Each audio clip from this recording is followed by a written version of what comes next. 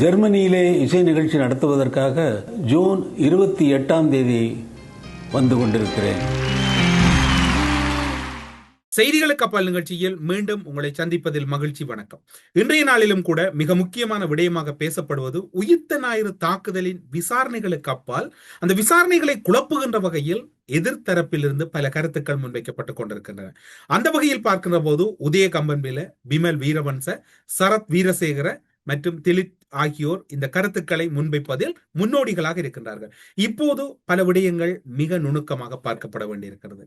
சுரேஷ் சலவை விட்டு தொடர்ச்சியான செய்திகளை நாங்கள் பார்க்க முடியாது, அல்லது அவருடைய பெயரை தவிர்த்து விட்டு அந்த விடயங்களை ஆராய்ச்சிக்குட்படுத்தவும் முடியாத ஒரு சூழ்நிலை இருக்கின்றது.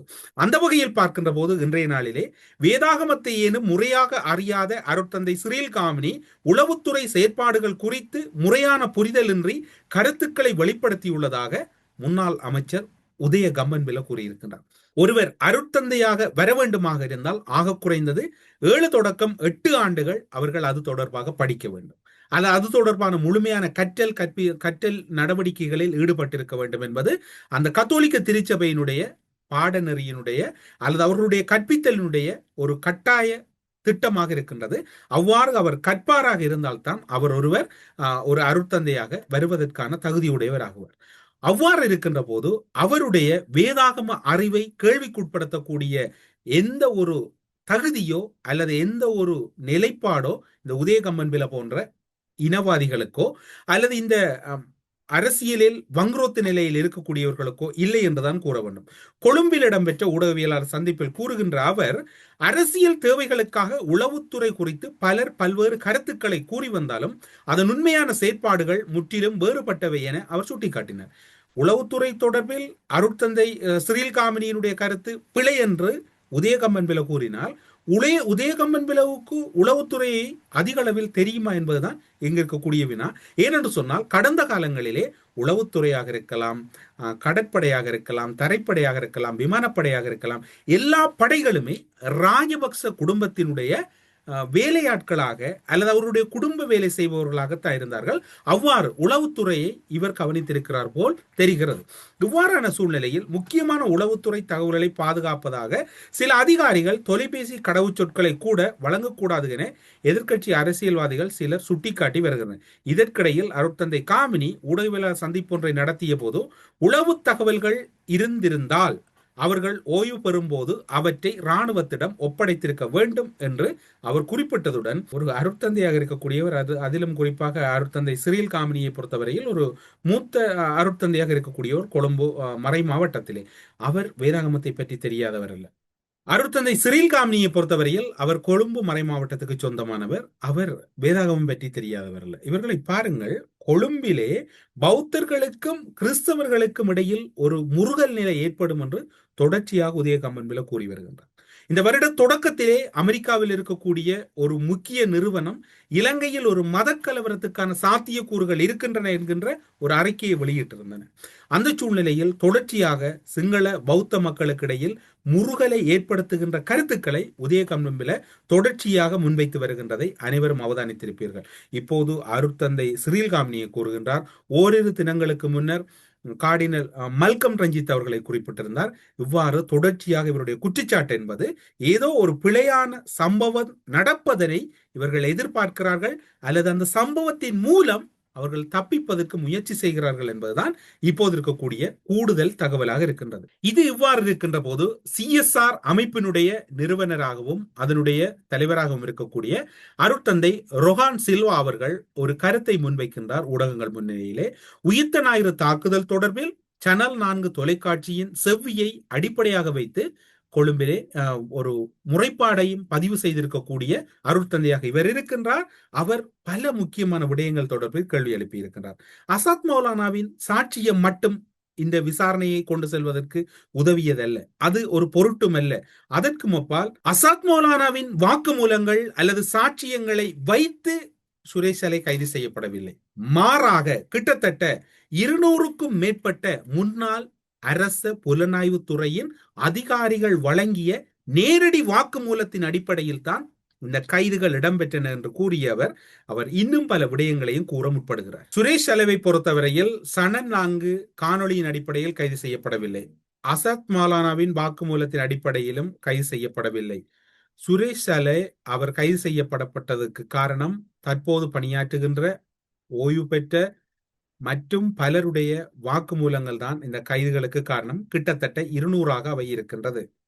அந்த தகவலின் அடிப்படையில் தான் இவருடைய கைதுகள் இடம்பெற்றன. முன்னாள் புலனாய்வு அதிகாரிகள், இந்நாள் புலனாய்வு துறையில் பணியாற்றக்கூடிய பலருடைய வாக்குமூலங்கள் அடிப்படையில் தான் அவர் கைது செய்யப்பட்டார்.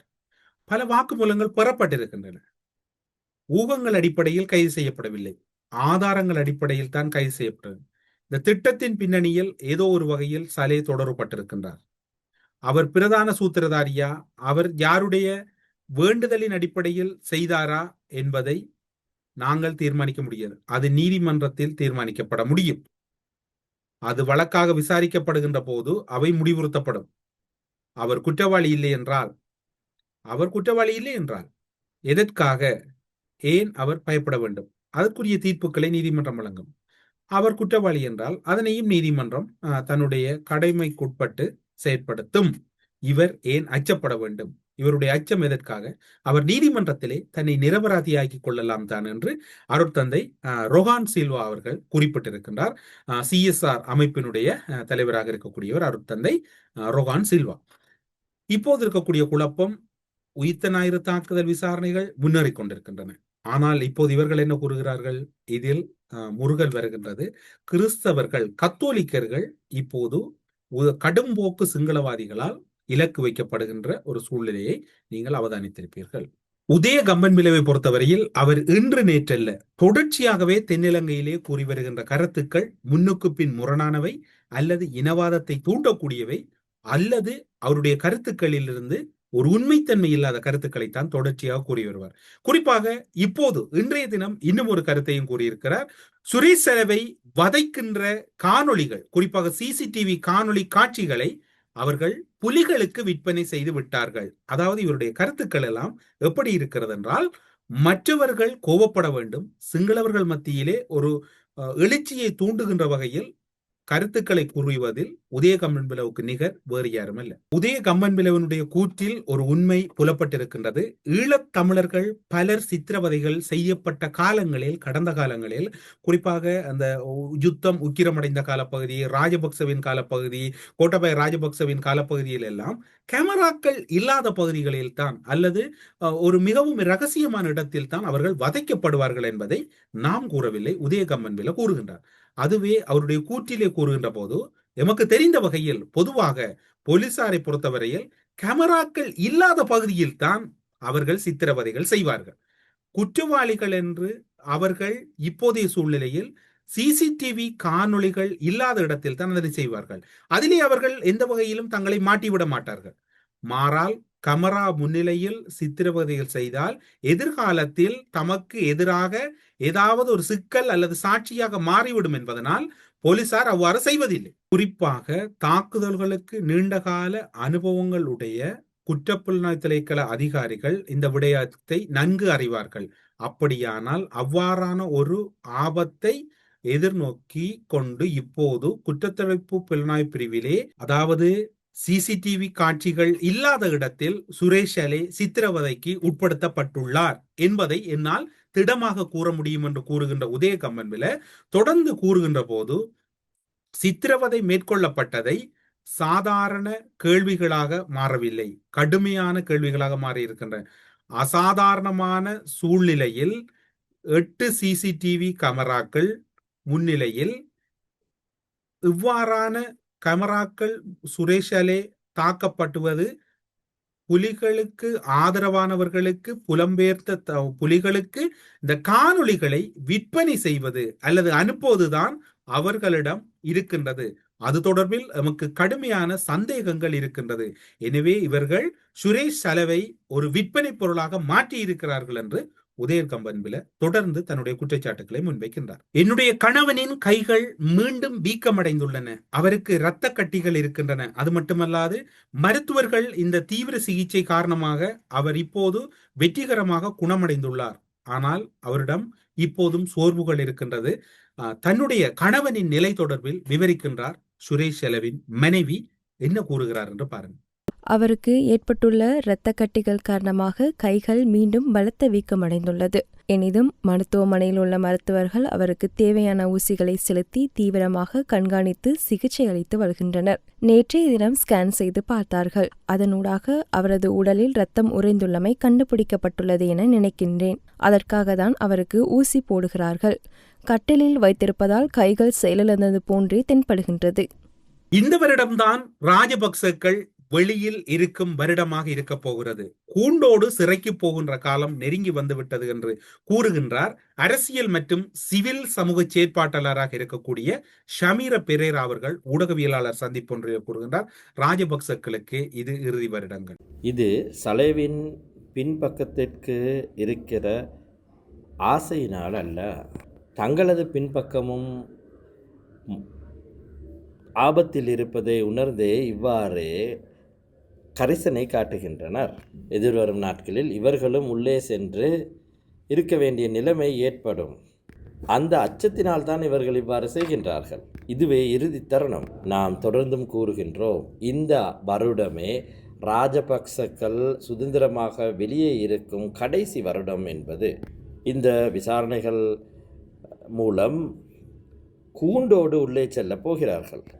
நேற்றைய தினமும் அமைச்சரவை பேச்சாளரிடம் அந்த போதைப்பொருள் அலைவரிசையும் அந்த பாம்பு அலைவரிசையும் இந்த விசாரணைகளில் அரசியல் ஒரு தோரணை தென்படுகிறது அல்லவா என கேள்வி எழுப்பின.